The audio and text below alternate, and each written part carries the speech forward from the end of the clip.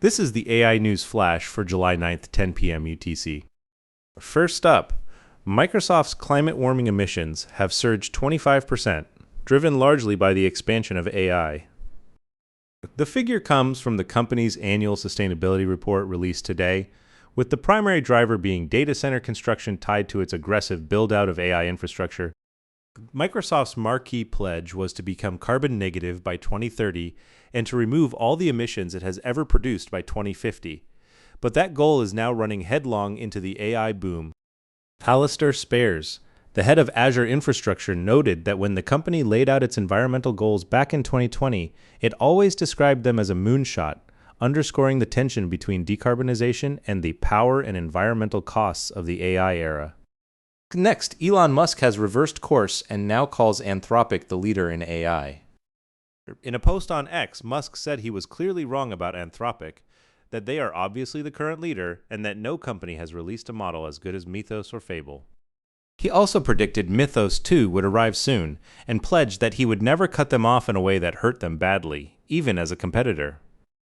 Musk had previously been a critic of Anthropic and had even conceded that Fable was better than his own Grok 4.5, making this a notably candid shift in how he reads the AI competitive landscape.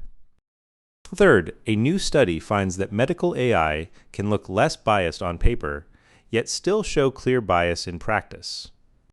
Published today in Nature Health, the research tested large language models including ChatGPT, Grok, and Claude for bias against people with HIV, hepatitis B, and mental health conditions such as schizophrenia.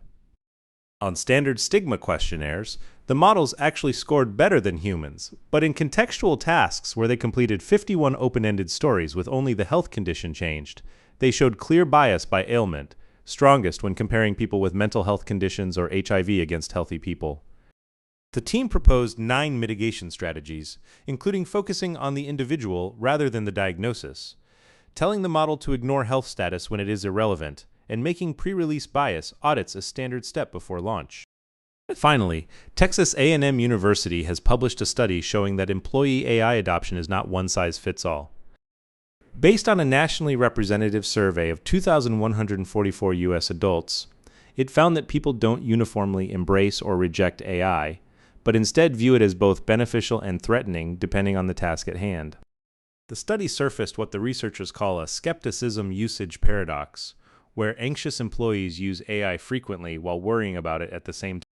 Lead author Srihari Sridhar argues, organizations should shift from top-down mandates to starting from the workflow and understanding what drives each segment, suggesting that respecting human variation is the key to successful AI rollout. That's all for this AI News Flash.